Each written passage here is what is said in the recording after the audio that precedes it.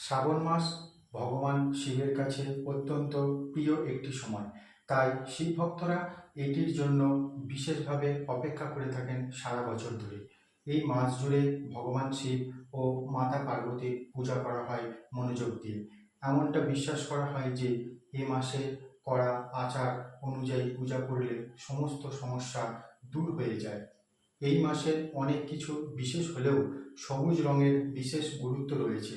এ কারণেই প্রায়শই দেখা যায় যে মহিলারা শ্রাবণ মাসে সবুজ রঙের পোশাক, চুড়ি এবং কানের দুল পরেন।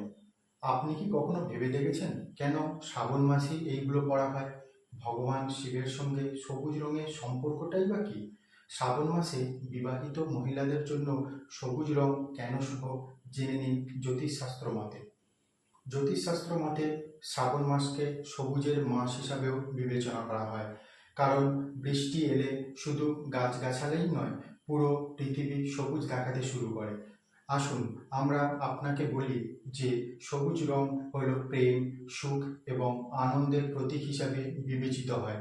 এ কারণে শ্রাবণ মাসে নারীরা সবুজ চুড়ি ও অন্যান্য সাজসজ্জা পরিধান করে আনন্দ প্রকাশ করে এবং প্রকৃতিকে তারা ধন্যবাদ জানায়। সবুজ রংটি হলো সৌভাগ্যের প্রতীক। তাই মহিলারা সবুজ পোশাক পরেন, চুড়ি এবং জামা কাপড়ের পাশাপাশি হাতে মেহেন্দিও লাগান। বিশ্বাস করা হয় যে এই মাসে ভগবান শিবের আরাধনা করলে শিব এবং পার্বতীর পাশাপাশি ভগবান বিষ্ণুরও বিশেষ আশীর্বাদ পাওয়া যায় চিরকালের জন্য। জ্যোতিষশাস্ত্র মতে বিশ্বাস করা হয় যে সবুজ রং মহাদেবকে খুব খুশি করে। এই মাসে বিবাহিত মহিলারা যারা সবুজ চুড়ি এবং সবুজ পোশাক পরেন তারা সৌভাগ্যের আশীর্বাদ পান। এছাড়াও সবুজ রং পরিধান করে শিব পার্বতী পূজা করলে পরিবারের সকলের মঙ্গল হয়।